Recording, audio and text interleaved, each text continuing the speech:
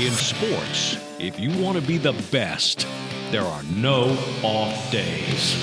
Welcome to the No Off Days podcast. Chris, the big board is back. It is the final stretch of the college football regular season. Now we are heading into championship week. It is a glorious thing, and there's so much to discuss, and I can't wait to do it with you. Scott, this is my second favorite board, right behind charcuterie. I love it. It's glorious. You made Imagine putting some crackers and some cured meat on there. That would be. We should have had intern Timmy do that. Timmy, crackers and meat. Timmy, get back to work.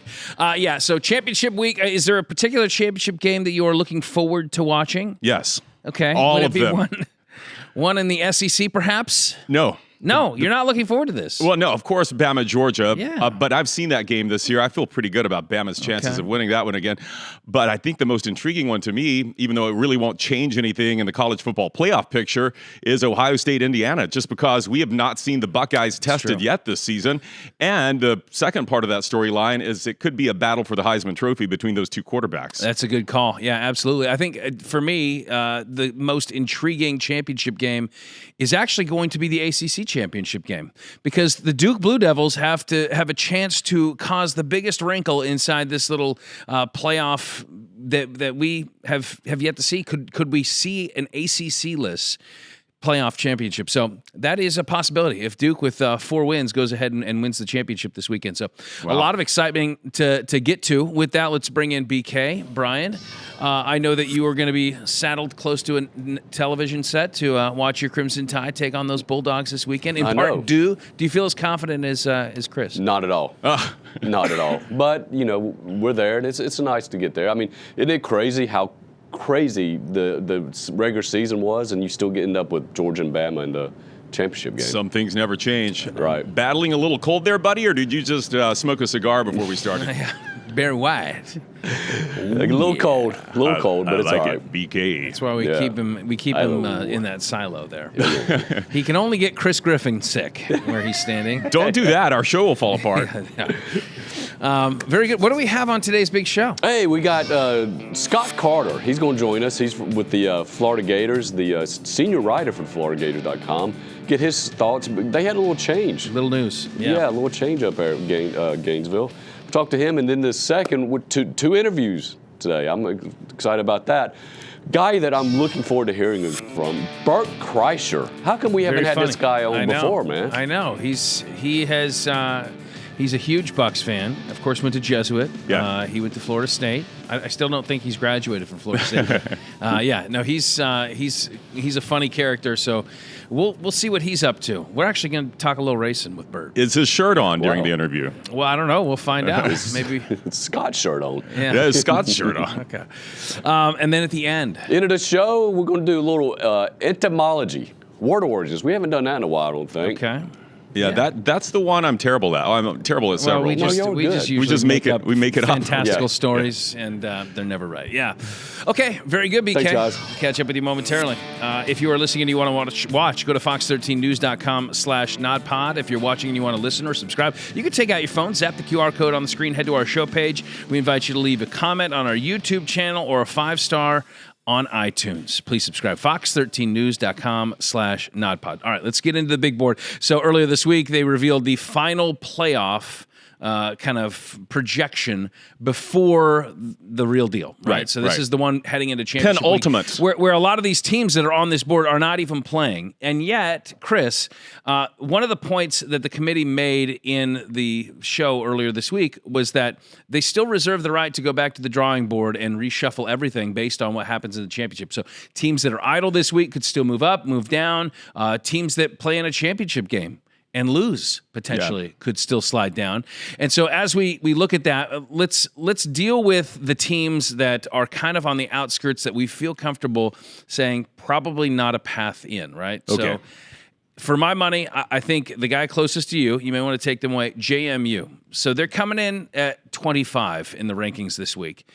But I don't see a path for multiple G5 teams anymore. So I think the only opportunity for them would be some type of, I can't even fathom. I think it's going to be North Texas or Tulane, the winner of the American Conference. Right, because they're both ranked ahead of JMU. Both ranked ahead. So for this, let's pull JMU off the board. Okay. Bye, Madison. Yeah, I mean, they gave it a good run. And Dukes. And their coach is going to UCLA, by the way. And then I think we could take the Texas Longhorns off the board, too. In spite of Steve Sarkisian? And we'll get into campaigning? that in a moment. But with 3 losses in the regular season, I just don't see a pathway for them. But currently off the projection board is Miami. Mm-hmm. And because they're coming in at 12 right now. So is BYU. BYU is ranked 11th, but they are ahead of Miami. So here's what could happen. If, let's say, Texas Tech loses to BYU in the Big 12 championship game. Okay. Tech is still in. Tech's at 4. So they're not falling out of the top they're 12. in. Yeah. So these teams, let's say we got 5 from the SEC. We got, regardless of what happens between Alabama and Georgia, we can kick that around too if you want. But let's say 5 are in, 3 are in, and then we got 2 in. So we got 10 teams. We got 2 spots left. So Virginia's sitting here. If everything goes chalk, Virginia is the champ, and they are in. And then we get our G5 winner in, and that would put us at 12. Would it not? Put us at a dozen, yes. So 5, 8, 10. 11, 12. That would be Notre Dame is out at that That would point. leave Notre Dame out. It would. But let's say Duke wins. Okay, so Duke, we don't have them on the board because they can't make the playoff. They're sitting there with 4 wins, 4 losses in the season. If they win the ACC, now let's get rid of Virginia up there. Let's just play this out. All right, Cavaliers. All right. So now let's say BYU wins, and we got these teams. Let's say, just for argument's sake, Tulane is our winner. Why don't you go ahead and I would hope so, Texas? because that was my preseason prediction, as you'll recall. And you would be correct, and you would win a whole lot of nothing for that prediction. All right, so now we got these 10, and we got these 2 in, and wait, now we still can't find a way to get Miami in. All right, let's try to find a way to get Miami in. Let's say Texas Tech wins. All right, so BYU. This is the argument. Is BYU in as an at-large or Miami? Miami. I think BYU would have 2 losses, both to Texas Tech. Now, wait a minute. I may not want to answer so quickly. BYU would have 2 losses, both to Texas Tech. Oh! We knew that was going to happen. Okay. The big board's too big. They would have 2 losses, both to Texas Tech. Miami has 2 losses. I think it was SMU and Louisville. Miami their argument would be, look, Notre Dame's in, right? In this scenario, we don't have to put them in. So we could put these 2 teams in and take Notre Dame out. The only problem here is that you have in the rankings, it's Notre Dame 10, BYU 11, Miami is 12. That's how it sits right here heading into championship weekend. So if you take BYU out and you put Miami in, which I think that the committee might do, now you're having Miami that was idle. They go up 2 spots in the rankings, and you're penalizing a loser of the conference championship game, which was, I thought, a big no-no. It's not a no-no. It's not written in the rules, but they've always said that it would be difficult to. It's more the conference commissioners that have said we can't penalize a team for playing an extra game that was a reward for them performing well in their conference. So, can that same be applied to the SEC championship game? If something bad happens, Alabama's at their 9, currently ahead of all these teams. They're ahead of Miami, BYU, Notre Dame. And I think it's interesting that they are ahead of Notre Dame in the latest rankings. But if they get lopsided loss to Georgia, then could they potentially be out? What would that scenario have to look like? If it goes, let's see, chalk, and we throw Virginia back in there and Tech back in there. Do you want me to do this? Yeah. Just put them back up there? Let's do that. All right, the Cavs are back. Okay. So now we have everything's falling apart. Okay. So we have now, 9, 10, 11, 12 teams in. Is an argument to be made that Bama is replaced by a Miami? Well, Bama's there. Or a BYU. Here's or a Notre Dame. This is what I believe. Before the last rankings with Bama at 10, there was a possibility in my mind that if they go to play in the SEC championship game and it's a blowout win by Georgia and Bama looks bad and maybe their quarterback gets hurt or something like that, that Bama could fall out. But now with them, the committee moving Bama ahead of Notre Dame, what they're telling us is Bama's locked in. Bama's locked in, even if they do suffer a double digit loss. But the same logic does not apply to BYU, because who is BYU currently ahead of Miami. Because it's not true. Finish your thought. But if they lose in the conference championship game, and let's say they get run, that maybe we introduce Miami back into the equation. Would you put Miami in over BYU in that situation? Yeah, BYU's good wins would be what?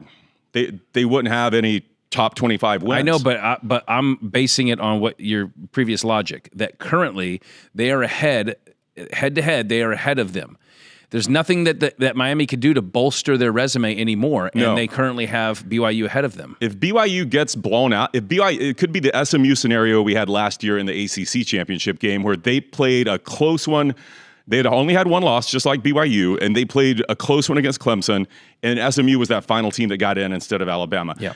If BYU plays it tight, and Texas Tech is obviously considered one of the highest ranked teams here by this committee. They respect them a lot. If BYU plays them tight, yes, I would give BYU the nod over Miami in that case. But if BYU they lost by 22 to Texas Tech the first time. If that happens again, I think it's Miami. Yeah. I don't know. It's the same logic that holds for Alabama, though, in that situation, too. And I realize that they're at 9, but I do think that they are reserving the right to make another judgment call after the result of these championship games. And if they are ugly losses or an injury happens to a star player, that we may see that. So I would say very unlikely. I think if I had to draw it up right now, what I have is I got Bama in there, and I have Texas Tech winning. I have Virginia winning. That's chalk, and that's probably what it looks like. And right? that leaves, so this is 8, 10, 12. I think Notre Dame is in. Probably, in my personal opinion, I would put Miami in over Notre Dame, because they do have the head-to-head. Right, I would too. But because right now the rankings are what they are, and they have Notre Dame 2 spots ahead of Miami, I can't conceive of them dropping Notre Dame or moving the Canes up, especially with both of those sitting at home and not playing, right? Miami's not playing another game. Notre Dame's not. I think even though it looks bad because we saw that game play out first game of the season and Miami beat Notre Dame, I think Notre Dame would get the nod over Miami. So are you in agreement with me that you think this is the most likely scenario? I think this is the most likely scenario. Okay. And if you're listening to the podcast, then you probably need to go to fox13news.com/nodpod and watch the video of it. But yeah, so we have our 12 teams would be 5 out of the SEC. You got A&M, OU, Georgia, Ole Miss, and Alabama. Big 10 has 3. Ohio State, Indiana, and Oregon. I think those are pretty much locks. Big 12, let's say Tech wins. That bumps BYU out of the picture, and your only representative of the Big 12 is the Red Raiders. ACC, let's say Virginia beats Duke, as they should. They are your representative. Your G5 team is maybe Tulane, could be North Texas, and then they get independent Notre Dame in there. Yeah, it's a good-looking field. Again, though, Virginia just a 3.5-point favorite over Duke. So. I'm gonna take this big board away because we have other things to talk about. I want to hit on the Steve Sarkisian argument that he is making. Right? I got you. Okay. I got you. Okay, thank you. What are your thoughts on that? On the fact that teams are sitting there saying, well, we're going to start scheduling a lot easier non-conference games. We're not going to pit 2 top power conference teams against each other in the beginning of the season, because it just comes back to bite us. If Tech had not played, if they played Mercer instead of Ohio State week 1, that's a win, and now you're looking at a 2-loss Texas team that's probably in the playoff, right? They are penalized for having played that game and lost that game. Right. Do you think that is there a solution to this other than just, hey, we're going to just schedule easy cupcakes? I do. I get where he's coming from, and I think that should be a real concern, because I think we all love these early season matchups where it's good on good from different conferences. We had several of those games to start this season off, Texas and Ohio State being one of them. So I would hate to lose those kind of games, but I get his logic, especially if you ascribe to the belief that the SEC is the toughest conference in the country. You're already going to be, and remember, next year, SEC expands to 9 games. So I get his logic there, and we could see a lot of these fun out-of-conference matchups that we have in the beginning of the year fall off the board. Yeah, and I think that would be a shame. And here's the thing. In that argument, I think it just sounds like sour grapes to me from Sark. It does. And like, I get the logic part of it and saying, hey, well, let's make it a little bit easier on ourselves because we already have, a tough test in conference play. But like, you also lost to Florida. And had you beat Florida, you'd be in the playoff. So we're not talking about that game. We're talking about the Ohio State game in which I thought their defense looked really good. Arch didn't look good week 1, but it was a 14-7 loss. No one's played Ohio State that close since. And if you do a pie chart of their 3 losses this year, the other one being against Georgia, what are they being penalized most for? The biggest slice of that pie is going to be their Florida loss. It's not the smallest slice is probably the Ohio State loss because they're the number 1 team in the country and it was a 1-score game. So I'd hate to see those things go away. And but to me, this argument starts all the way back when Texas decided to leave the Big 12 and go to the SEC. Yes. Yeah. You made that decision. Yeah. You know what would make your schedule a lot easier? Playing in the Big 12. Absolutely. You'd probably be undefeated right now. You are spot on with that. You cannot have your cake and eat it too. If you play in the SEC and you get those paydays and you have those primetime games, the big time matchups, and you got to play Murderers Row each and every week, the other side of that is that you're going to suffer more losses. That's what comes with it, And I do think they make exceptions for it. Obviously, the SEC has potentially 5 teams in the playoff. There's going to be more teams that get in, but I don't want to hear I don't have the appetite for the whining that comes with it, saying basically if you don't let us in, then we're going to do this to you. It's you should still play, and you know what? You should, whatever you have on your schedule. You're making money for those games. You know, there's big ticket money to book those power conference games, but you chose to be in the SEC. You didn't have to do that. You could have made a little bit less money and dominated the Big 12, but you didn't. Well, and what I found amusing was as Sark was making that statement, he was throwing shade at Miami because Miami, threw a late touchdown pass against Pitt last weekend to kind of make the score look bigger. It probably wasn't necessary. And Sark, mentioned that while he's making these comments, and Miami came back, Cristobal came back with, we played Florida and you guys played Florida, and how did that turn out? Yeah. Miami beat Florida at their place, and Texas lost to Florida. Well, and this is what coaches do. They're going to lobby for the team, and so I don't hate him on that. I don't know how much he believes his own stuff, but I think you have to make the case when you know that there's probably not a chance in that you should be able to stand up on a table and say, look, we just beat the team that was number 1 in the country. You're speaking to recruits, you're speaking to your fan base, so you're defending your team, and I get that. I don't have any problem with that. Every coach is going to try to make their case when they get the opportunity, but don't do the whole hey, you're not going to get these special early season games, because we all like that. The college football fans love that. And, I get it. We shouldn't penalize you as much. If you have tough schedules, I think that Texas hung around for a team that looked throughout a good chunk of the season like they weren't going to be a playoff team. They looked pretty bad in certain games. I think it went overtime in Mississippi State. They did. They still, a consistent team, a consistent effort throughout the course of the season, that they would have been in. But you lost to Florida. Sorry. That's the story. All right. Speaking of those Florida Gators, big change up in Gainesville. We got to meet John Sumrall, the new Gators coach, earlier this week. We're going to swing it back up to the swamp and catch up with Scott Carter on the other side, writes for the Florida Gators, and get his thoughts on the new head coach and winning the press conference for sure. That was amazing. Earlier this week. That's next on the nodpod.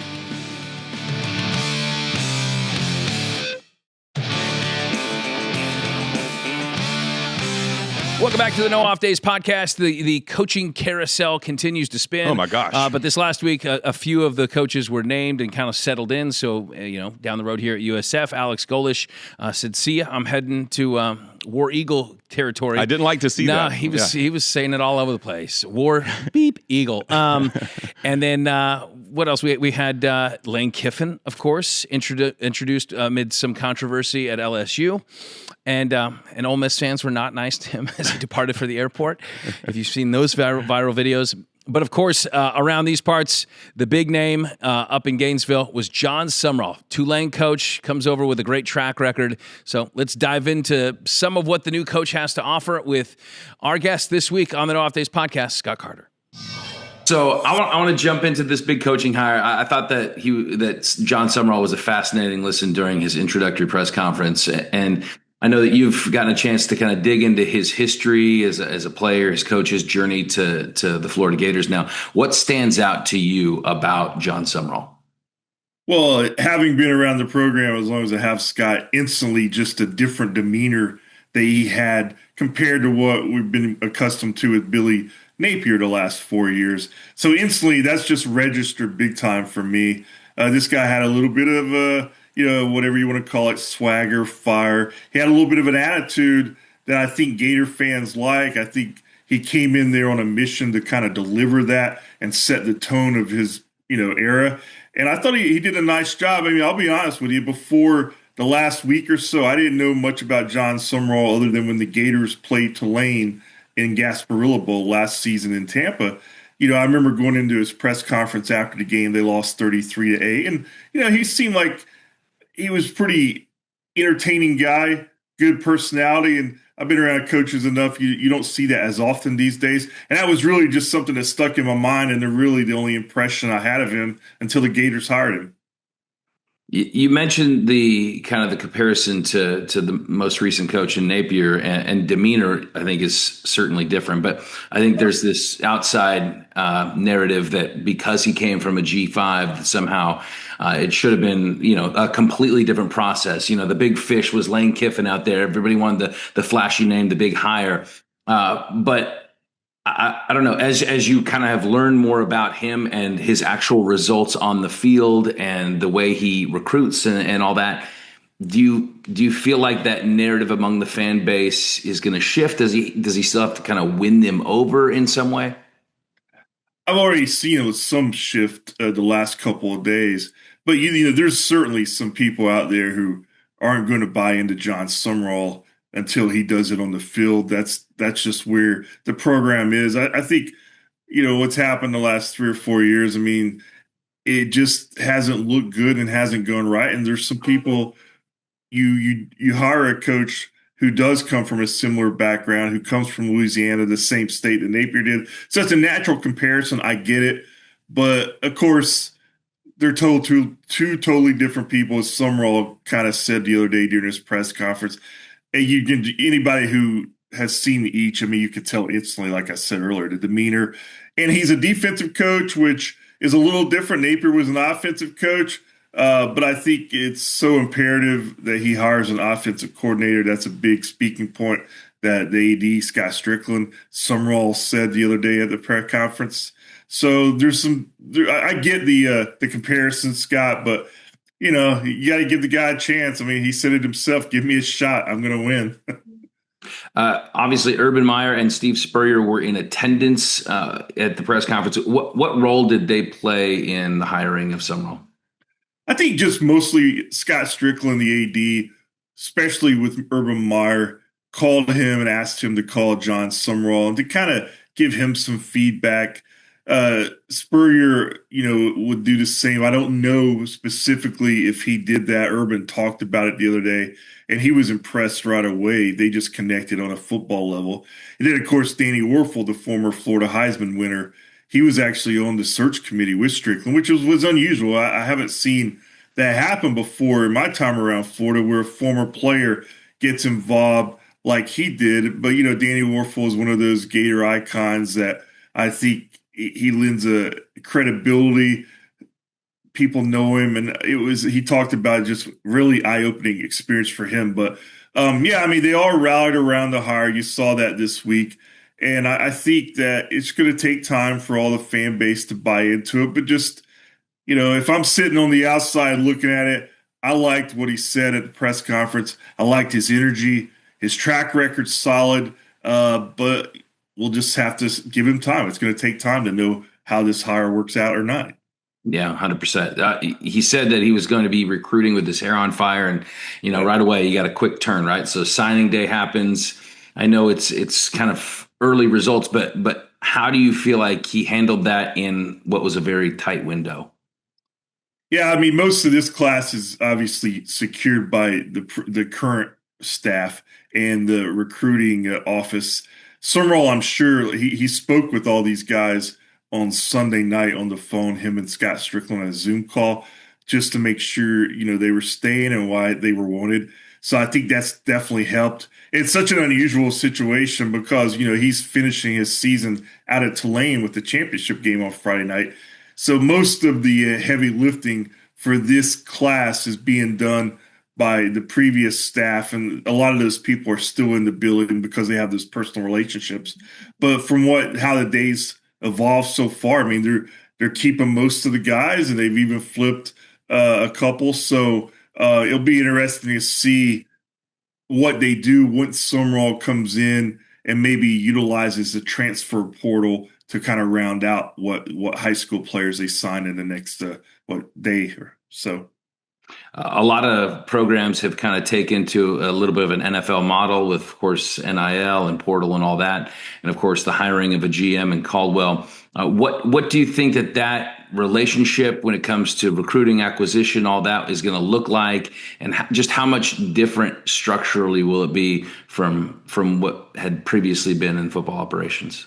Yeah, I think it's going to be a lot different, really. I mean, they hired a GM this past season, but it was kind of vague on how that operation worked in the Napier regime. I think this time it's all been made clear before the hire with Dave Caldwell, the former Jacksonville Jaguars GM, spent the last several seasons with the Philadelphia Eagles.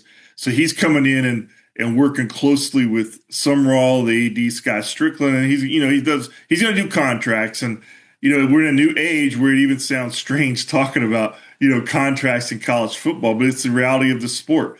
And I think in the past there was a lot of negotiation going on between assistant coaches and the player's agent and their position group, and then the head coach having a say. I think it's going to be handled by Dave Caldwell and his staff. They're going to do that part of it, and John Sumrall is going to coach the football, develop the team, and go that route. I think it's just the evolution that we're seeing, and it's gotten off to a rocky start across college football.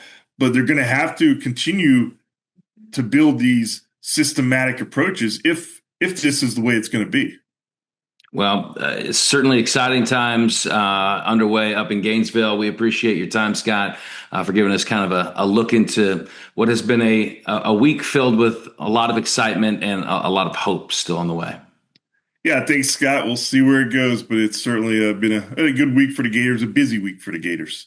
I think certainly a lot of excitement up there and signs of encouragement. Again, I think Sumrall won the press conference, had a lot of good things to say. He seems like a good leader of men. What I was happy to see is that Florida didn't allow the fact that he was coming from a group of 5 school like Napier did to make them not go in his direction. I think it's a great hire. I think it's clear personality-wise, at least. Yeah. Much different people. Yeah. All right, coming up on the other side, it is time to talk parties with who else but Bert Kreischer. All right. Comedian joins us, FSU Bucks fan. He's got a little party up his sleeve that he wants to tell us about. That is next on nodpod.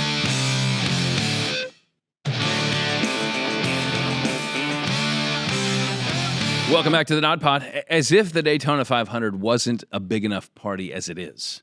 I mean, people are dedicating, weeks, months to partying up there in Daytona. But this year, it's going to be a little bit different because there's someone to start, not crash a party, but start a party, and that would be Bert Kreischer. Oh, he knows how to do it. Yeah. So the eve of the Daytona 500, he's going to be throwing down. He's brought some friends in, and so I had an opportunity this week to catch up with him and see what it's up to. Here's my interview with Bert Kreischer. Man, I've been looking forward to this. I'm just, you're Mr. Tampa. You're Mr. Florida. That is the biggest compliment you can give a kid from Tampa. Well, I feel like in some ways you've become a mascot for the area, for the Bucks in particular. And I'm in a lobby that Bucco Bruce was kind of like the face of the 70s, but maybe Bucco Bert is maybe right. I think I got to be honest with you, and I'm putting this out to the internet. If anyone's watching. If you could just give Bucco Bruce a double chin and a beard and make it me, I would love to see that logo. And if you're an artist, I'll tell you what, I'll invest in the shirt. I'll buy it from you and we'll profit together. This is the era of alternate jerseys, and there's nothing more alternate than that. Yeah. It's not a throwback. It's a throw fat. Love it. All right. So we got you on here today because from what I understand, you like to party. Is that right? Are my pre-interview notes correct? Your pre-interview notes could not be more accurate. Okay. My life is all about a party. It is all about eventizing life. And I'm going to sound like a lunatic, but I love doing, it's how I got into NASCAR is I was talking to a buddy one time, and we're doing the Full Throttle event out in Daytona, the eve of NASCAR. I teamed with NASCAR because I fell in love with NASCAR. I fell in love with NASCAR because I was making fun of NASCAR, and my buddy loved it. And he told me millions of Americans can't be wrong. He said, just try it. And there's a thing called yucking someone's yum. And that's what people do sometimes. And people right now are going, I'm not into NASCAR. You say that arrogant. You arrogantly have the arrogance of a loser. You got to try it. Watch the last 15 minutes. Go to a NASCAR race. You will change your mind forever. And I would argue Daytona 500, way better than the Super Bowl, way more accessible to the average American than the Super Bowl, and such an amazing event. And that's why we're doing the Daytona 500. Okay, so when did you have this moment of enlightenment? Because growing up kind of in the shadow of the 500, had you grown up going to any of these? Like, what was your exposure as a young lad? Never. I'll tell you what happened. In all honesty, I went to a country music event in Nashville. I messed it up. I think it's not the CMAs, it's the other one. I don't know if they do it anymore. They don't always do it in Nashville. And I was sitting up front, and Zach Brown came on. I told this to Zach Brown. And I was like, I don't really care. And then my sound guy said, you sound like a loser. Look, there's a stadium of people who do. And you have great seats. And I went, ooh, wait. Yeah, wait. Only a moron would be in the front row and go, it's not my type of music. I go, maybe I should open my mind up a little bit. And I did. And I fell in love with Zach Brown. And then it turns out my favorite musician is in the Zach Brown band, John Hopkins. And so all of a sudden I realized what I'm looking at and making fun of is out of ignorance. I don't know. And then the next thing that happened, we were doing a bunch of NASCAR events. We were going to Talladega. We had an RV on the infield at Talladega. And I said casually to my buddy, I don't really care about NASCAR. And my buddy was like, you're an idiot. Elliot in the morning in DC 101. And he was like, you're an idiot. Watch the last 15 minutes. Start watching the last 15 minutes. And trust me, you're going to start liking it. And I did. And now, dude, I'm watching the Ashes, which I've never followed cricket in my life. The Ashes is the most historic sporting event in history. It's 150-year-old England versus Australia in Test cricket. And I'm following it because here's the deal. Why not open your mind up and have more stuff that you could like? It makes sense. It makes sense to me. And here's the thing with the 500 is that it's already a party. I mean, it already is, right? People dedicate an entire week plus to living in it, people are dedicated a year plus. People, when you get the opportunity to go around and see people's RVs or buses that they've renovated, it is my favorite thing. And I've done that every time I go to a NASCAR event. I take a lap the night of, and I go and see what everyone's got packed up and what they're cooking and what their RVs look like. And it's amazing, man. Yeah. So the Full Throttle Festival, like you've hand curated this party, right? So, and 15,000, this is what we're thinking. We're packing in. We got Leonard Skinner performing. Yeah. Not to mention drinks and delicious barbecue as well. Well, I've been to enough NASCAR events to know you can't just put any name on the bill and expect someone to say, hey guys, put the bikes up. We're going somewhere.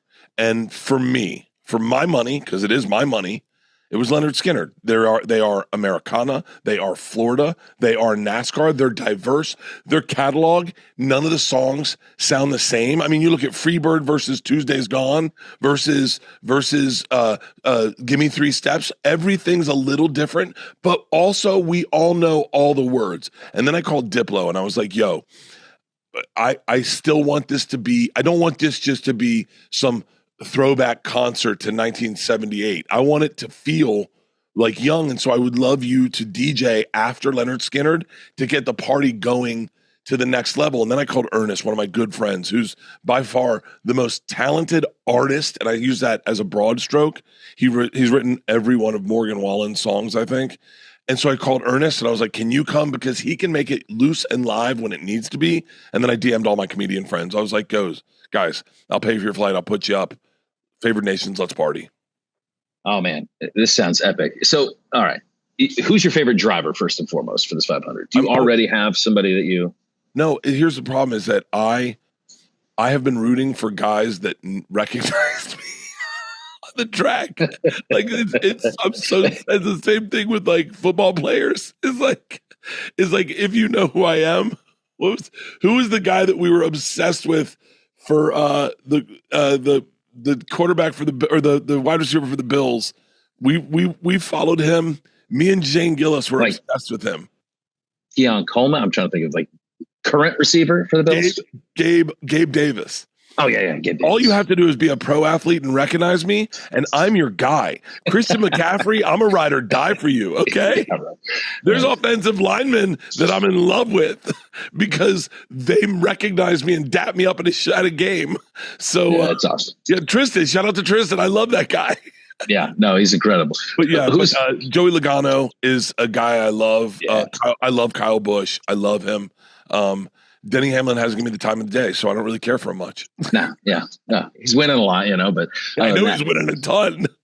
All right, so before I let you scoot out of here, and I'm going to direct people to where they can find out more about this awesome pre-party, but the Bucs, where are you at with what needs to be corrected? I sense no panic.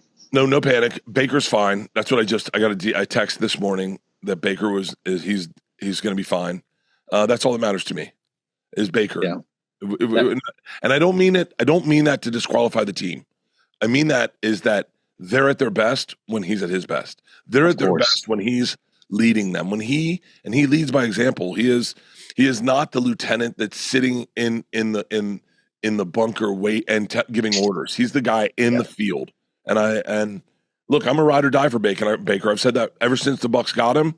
I said that on Two Bears. We had to edit out some of my choice words, but I'm a ride or die for Baker. And when they were negotiating his contract, I told them, I said to Baker, "You call me and I'll make this go viral. I'll get on I'll make Tampa get behind Baker Mayfield. He doesn't know it, but he is the Florida man."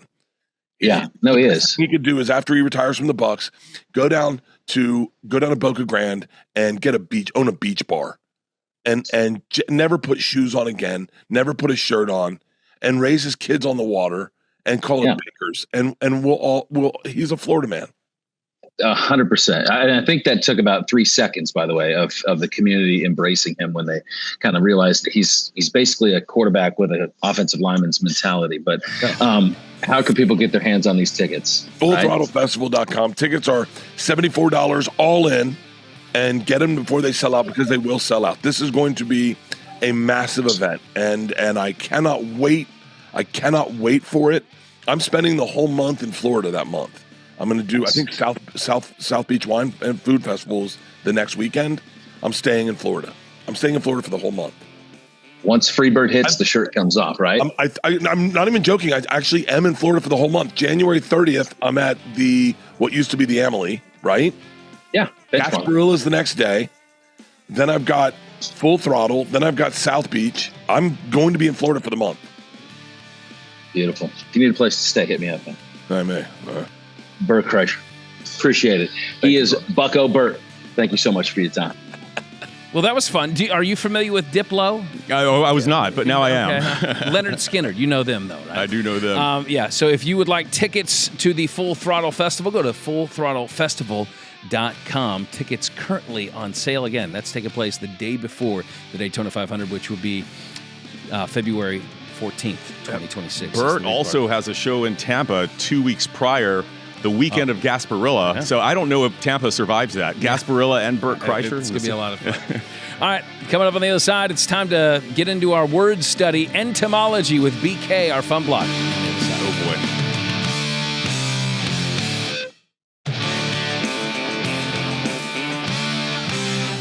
Welcome back to our AI block here on the nodpod, otherwise known as the Fun Block with Mr. Fun, BK. Let's bring him in. He's got a game for us to play today, one that we're familiar with and we played before, I take it. Yes, we're doing etymology. Oh, yeah, I've been saying entomology. Well, but we always do this. But I do, when I say entomology, I think of Entenmann's. And those delicious pastries that they used to make. Yes. Oh, man. I love they had like a big tray of it was like a big giant bear claw. I love that thing. There's an Entenmann's bakery in St. Petersburg, and I like to just drive by it sometimes to smell with the windows down. Yeah. Oh, it smells so good. Let's go smell it together. But that's not this. This is words. This is etymology, word origins, or phrase origins, right? So, again, came up with animated opens. I'm trying to get you guys locked in. It just gets worse and worse, though, every week. Yeah, well, the third one I didn't put in here today. The third one was just completely horrible. It was a You know what I will say? I don't know if there's a link, but like the things that we see in AI are things that I have seen in my dreams. Like they're only the things...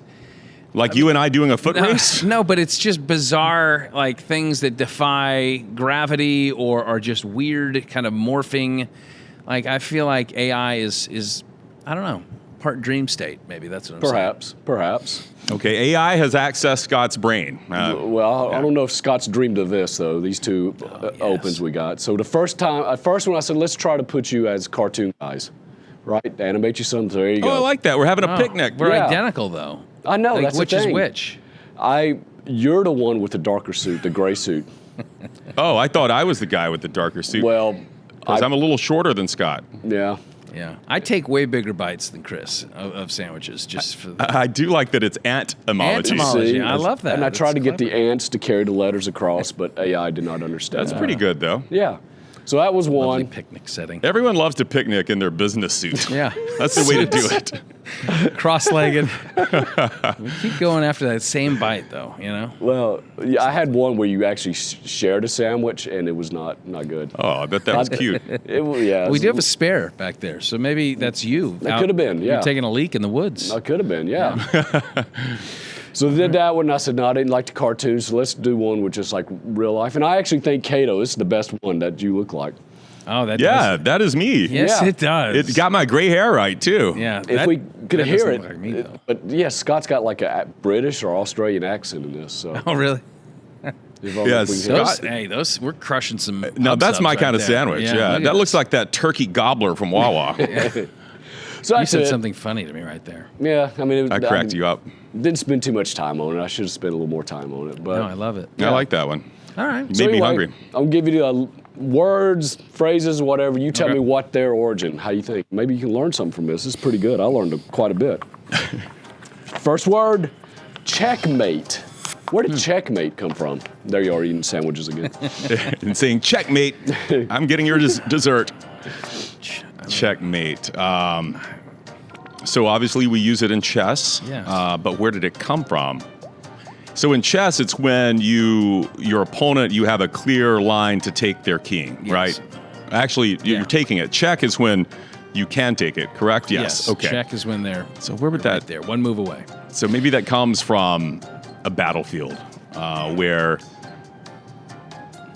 you had spouses that fought in wars, and often you would, attack their mate. You kept their mate in check, and once you had their, wife or husband trapped in a situation where they can't escape, you said checkmate. See, I think you're on the right track there. I think that maybe, you could say the mate is like just a friendly term, like Like our your, friends, our it- Aussie friends Yeah. say mate. But I don't know that that's always been the word for that. So I would say the mate is, I kidnap your wife. I kidnap if I'm the opposing army and I kidnap the queen. Oh, right. Then okay. I can do whatever I can do whatever I want because the king is going to, obey my commands now. That sounds logical. So I think it's a kidnapping of a queen. Okay. In order to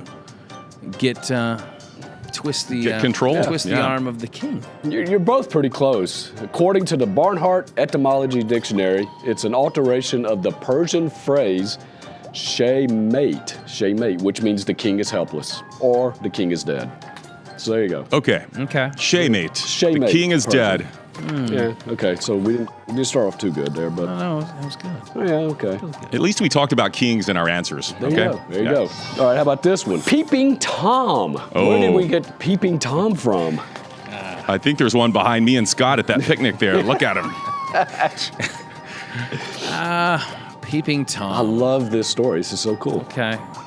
Well, I think that, in the old English towns that, there was, eye-level windows, and there was a guy named Tom that was clearly perverse, and he could not help himself but look inside all the maidens' rooms there. And so he would, I don't know. I mean, it can't be something positive, because now it's such a negative, connotations. Right. No, let's spin that around. Let's make him a hero. And somehow this got contorted to it being a bad thing, where you have somebody who's doing, lewd and lascivious stuff in the neighborhood. But maybe back in the olden days, since their doors didn't have windows, you had to have a peeping Tom in your village to make sure that, all right, enemies at the gates. Yeah, enemies at the gates, right? There's got to be somebody that will actually be brave enough to open that door and see if the enemy's outside. Yeah. But sometimes he walked it on while you were going to the bathroom. He was, yes, as we learned in our last show. Sometimes he saves your life. And doorknobs weren't invented yet back then, but the flushing toilet was. I'm going to say Peeping Tom was some type of town crier almost, except he didn't cry. He peeped. He looked. Yeah. Very close, very close. I love this story. It goes back to the 13th century. You remember Lady Godiva, right? Of course. Her husband was Leo Frick, right, Cato? Leo Frick, who was Earl of America at the time. He placed a tax on the people of the community. Well, Lady Godiva didn't like it, so she made a deal with him. Hey, if I ride around this town naked, will you lower the taxes on these people? And he goes, yeah. He dared her to. He goes, yeah. So the people thought, double dog dare you. Yeah, the people heard of this of the community and said, this is awesome. But out of respect for Lady Godiva, we're not going to look at her riding naked. So everybody went into their houses. No one looked at her. Except for? Tom the tailor. He got caught peeking through the windows in the curiosity. Tom the toolman Taylor. He's always peeping above the fence, And he ended up blind. Oh, really? They gouged his eyes out for that? No, they didn't say if he gouged his eyes out or if it was just natural, but he ended up blind. I Wow. love that story, Peeping Tom, man. Do you think Lady Godiva was offended by that a little bit? She chose to ride around naked. You literally blinded me. Yeah. I think we need more leaders like Lady Godiva, Do you? Yes, willing to. Who didn't want to nominate? Have you seen some of our leaders? No, I'm just saying she didn't want to tax the people. Okay. It just seems like a weird proposition. Like, that's the thing you're going to? Yeah. All right, fine. I'll run around the city naked. How about that? No, how about you just lower the taxes? No, that's not an option. All right. I like that one. How about nest egg? We know what a nest egg is. Where did that phrase come from? Yeah, that's your money, our money we squirrel away, right? Our savings. Yeah. Well, I would say, if you don't mind me taking this one first. Please do, yeah. Okay, so I think what you have there is chickens.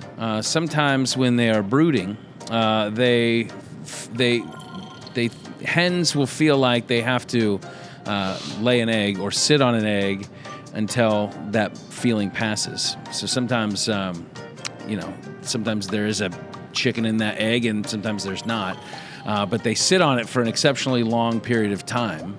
And so I think it was a false egg that is put inside the nest? The nest coop? of the brooding chicken or hen to give it the simulation that it's sitting on one of its new chicks. I think you're close. I think it may have more to do with there are certain species of birds, at least one, that will have another bird. What do you call it?